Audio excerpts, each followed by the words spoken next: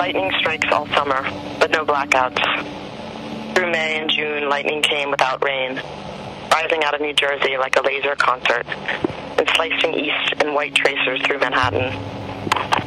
Storms were a huge attraction for those of us who moved here from the Midwest. We'd climb up to the rooftops as ritual to watch them roll in from the west, feeling momentarily connected to the cereal grain prairies and humid river valleys that we had worked so desperately to escape. For a long time, we did this without worry or risk. After all, in the years when we were still new to the city, rooftops served as our 24-hour parks. They were our unpoliced drug lairs, our water tower jungle gyms. The storms, however, were different. They were a private matter, a religion best observed alone, and maybe only for the Midwesterners, because they were the ones who were killed. First, it happened to a 23-year-old from St. Louis on a rooftop on Broome Street, then to a 27-year-old from Indiana on a 6th-floor tenement on the Lower East Side. Another lightning death occurred a few weeks later, also to a Midwesterner.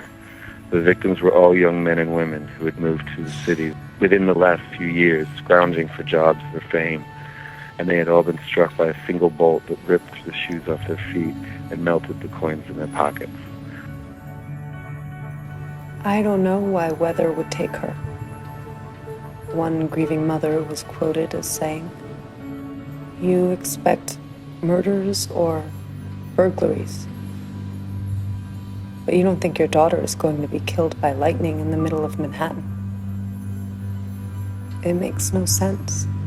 Most people will tell you that such deaths don't make sense. Lightning strikes contain all of the inexplicable characteristics of coincidence. No reason. Just a dice roll. But I know the real explanation for these deaths. There is one for those who are willing to listen.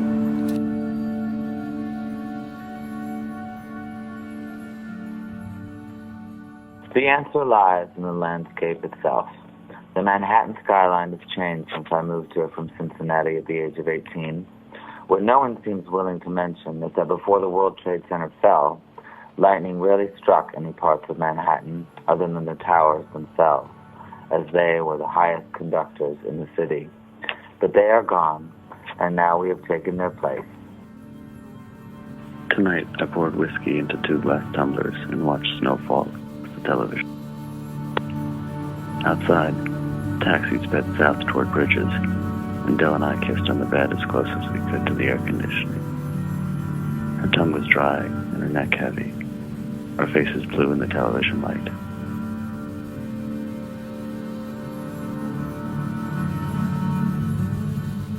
There is a pattern that runs through the generations, a conspiracy in the bloodstream that kills with perfect timing. For many years, I thought nothing from back there could find me.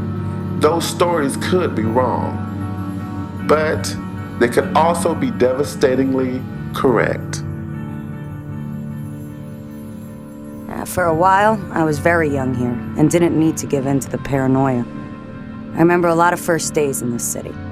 How morning could lead to a fistfight with a homeless woman, a request by a model scout on Broadway to come into an agency for pictures, an offer of a part-time job cater waiting for a group of Chinese diplomats, or a 4-milligram Klonopin shared with a failed child actor hiding from Hollywood, before riding bicycles around an empty loft in Tribeca until our minds became unglued at dawn. All those first shiny details told us that we had gotten very far from where we started, and that there was good reason to expect more. We still go up to the rooftops. We still look at the storms dragging in from the west. At some point, we stopped thinking of our time here as an open story that would only end well. Lightning doesn't strike the same place twice until it does. Behind every senseless tragedy, there is a careful logic. At some point, the weather changed when no one was looking, and we were no longer so young in New York.